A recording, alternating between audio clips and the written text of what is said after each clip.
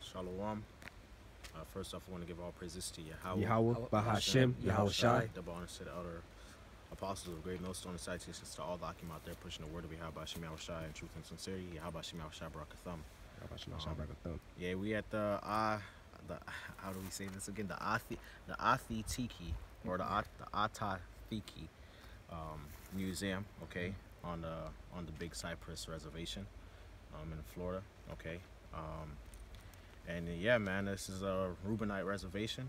You know, they have a museum here going through the Seminole history, man. Okay, and we, you know, in a previous video we spoke about the Seminole Wars, okay, and you know, the attack on Negro Fort, I believe, by Andrew Jackson. Yeah, it was Andrew Jackson who Yeah. attacked. It was Negro Fort was based out in Georgia, and then Andrew Jackson attacked Negro Fort, where all the refugees from slavery, as well as Seminole Indians, they were working. You know, they were together. All right, and then Andrew Jackson went in there and caused some shit because he's the devil. You know what I mean? But yeah, now we're about to get into the Black Seminoles. Okay. All right. Which this is from one of their brochures. Yeah. This is from one of their magazines, Florida Seminole War Heritage Trail. Okay. Just if tongue shall fall upon themselves, you know, proving the case. Yeah. You want me to read it? Yeah, go ahead. Okay, So this is the Black Seminoles. It goes on and says, more than any other Indian conflict, the Seminole Wars were strongly influenced by the issue of slavery. And the slavery that they're talking about is the slavery of the Southern Kingdom, okay, Judah, predominantly Judah, okay, Benjamin and Levi being enslaved here in America, okay. For over a century, blacks held in bondage in Georgia and the Carolinas had fled to freedom in Spanish Florida. So you always had you know, the history of Jake, you know, trying to flee their slave masters in Georgia, okay, in the south to Florida, because they knew that Florida was controlled by the Spanish, okay, so they would be free from, you know, the American Edomites that had them in bondage. Okay. Many joined the Seminole, and some became influential leaders. They often resided in their own villages close to Indian settlements and developed their own culture with a mix of Indian, African, and American influences. So they left and they came down to Florida, okay, and they would settle among the Seminoles, okay, because that was about let's see, what does it say? They fled for freedom, okay.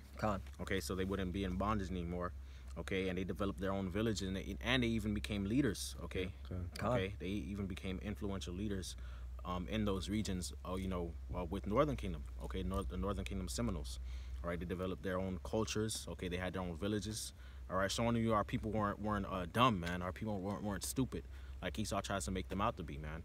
Okay, they had a mixture of cultures with American influence, okay, with so-called African influence and Indian influence too, man.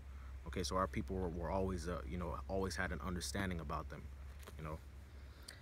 Although numerous blacks lived voluntarily among the Seminole, many were actually purchased slaves. So you also had Southern Kingdom that had purchased or that were purchased as slaves by the Northern Kingdom. Okay, but the Northern Kingdom Seminoles treated them better than the Edomites did, you know. Their plantation experience made them skilled farmers, which yielded profits to their owners, who could sell the slaves surplus produce. Yet Seminole slaves were treated much like any other tribal member, and for most of them, it was as close to freedom as they could hope to get. So you know, you got people saying, oh, you know, you had the Indians that had the Negroes as slaves, but they treated us far better than the Edomites did. You know, the Edomites raped us, robbed us, beat us, treated us like crap. You know, but you know, the Reubenites, the Seminoles being our brothers, they treated us and treated us well, man. Showing you that they had that dignity about them, like the scriptures say, man. That's right. Okay, the scriptures say they had that dignity about them. Okay, that honor about them. All right. And that goes even into the scriptures, man. You know, having a Hebrew slave, you're supposed to treat them a certain way. You know, you're not supposed to make them serve with rigor. But of the heathen, you know, you could take them and make them serve with rigor. You could put hell on them, but you can't do that to your own people, man. Okay. After Florida became a United States territory in 1821, Southern slave owners pressured the government to recover their stolen slaves. Esau being a devil. Yep. Okay, go ahead. Treaties contained clauses demanding the return of runaways, and unscrupulous slave catchers often took blacks that had been properly purchased by the Seminole or free men and women who had been born into the tribe. So Esau being a damn thief, okay?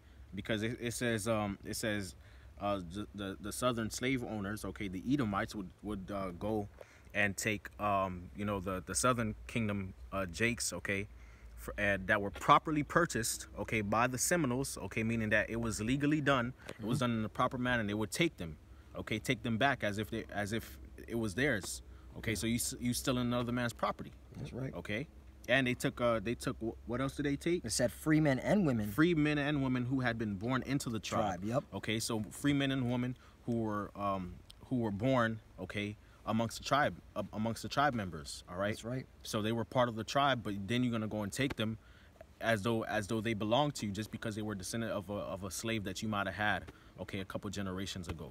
God. Esau the devil, man. Yeah. These Edomites, they gotta pay for that. Yep. You know. And yeah, man, you Edomites gotta pay, man. Our people don't want to hear, us talking about how Esau has to pay, how he has to go into slavery, and you Edomites don't want to hear it either, man. But you gotta pay for this, okay? That's right. You gotta pay for stuff like this, man. All right, the Most High requires that which is past, man. And you touch the apple of the Lord's eye. That's right. Okay, and then you got calling our people Seminoles, runaway, rebellious. Why? Because they were rebelling against you. That's right. Okay, but that goes all accordance to prophecy, because the scriptures say Reuben would be unstable as waters anyway. Okay, and that's why it was so hard for you to conquer them. Not only because they were rebelling against you, okay, all right, and they knew the terrain better than you did, okay, but also the scriptures also talk about how they were strong, man. They were mighty, okay. So all them years you tried to overcome them, okay, you tried to fight, you tried to defeat them, and they were putting foot, okay, in your rear end, okay. Con. It goes on and says, because Indians and blacks were effectively barred from the court system, they were rightfully resentful for the loss of friends, family members, or valuable slaves. Right. Okay. So the Indians, the natives here, and the blacks, which were the Southern Kingdom, Northern and Southern Kingdom, they were barred from the court system, meaning they didn't have any legal standing. They didn't have no status in the courts, in the American courts. Okay. So the Americans could just come up and sweep and take family members. All right. Which goes back to the curses, man. That's right. Okay. Your sons and daughters shall be taken into captivity. You shall have no might in your hands. But then you got a-holes out there, like, trying to control my language. You got a-holes out there that want to talk about how, those are not the Israelites. Right. When they fall exactly under the curses, they had their goods taken away from them. They had their friends, family members. Yep. Okay. Good. It goes on and says, blacks, fearing a return to slavery, pressured the Seminole to resist removal to the west. And when war broke out, they became some of the tribe's fiercest warriors. Right. Okay. So you got Southern Kingdom, not wanting to go back under slavery to Esau, man. They joined with the Seminoles, man, the Reubenites, man. Okay, and they became fierce warriors, man, so that they wouldn't have to travel out west, okay, and be removed. Like what was that? The Indian Removal Act? Yeah, Khan, the Indian Removal Act that was set up. Okay, once again, all right, during the time of Andrew Jackson, all right, taking the land of all the various tribes, man, that are here. Okay, within Florida, man. And that's just another reason why, you so-called Negroes, Latinos, and Native Americans, you have to understand, man, that this was a systematically done operation on our people, man. It was done on purpose, man, to break us down as a people, all right? And you have to come and you have to wake up and realize that, man, these so-called white people, man, they're not your friend, man. They never were back then and not going to be today, man, all right? Now they're using economics. But just by reading this should put anger in you, like, damn, man, and it also should put some type of however you want to call it, this whole tension between Northern and Southern Kingdom to rest, because they were working with each other to try to get rid of the so-called white man's wicked acts, man, these unrighteous decrees. Yeah. Our enemies, man. Yep. They're both our enemies. Man. Yep. The rest says, others fearing capture fled Florida by canoe, taking refuge in the Bahamas, where slavery had been abolished. And you know that goes into a whole different thing. Mm-hmm. You know, but you had our people moving around, having to be scattered even in the land that they came to, so that they can keep the law, statutes, and commandments that they broke. You know. Yeah. But yeah, you know. But yeah, man. This is history. We're out here, okay, in the middle of South Florida. Okay, it's called Big Cypress Reservation, and we just came here and looked at the tribe of Reuben, man, and what they went through, man. God, you want to pan around it? Yeah. Come on. Yep. This is what it is. Mm-hmm.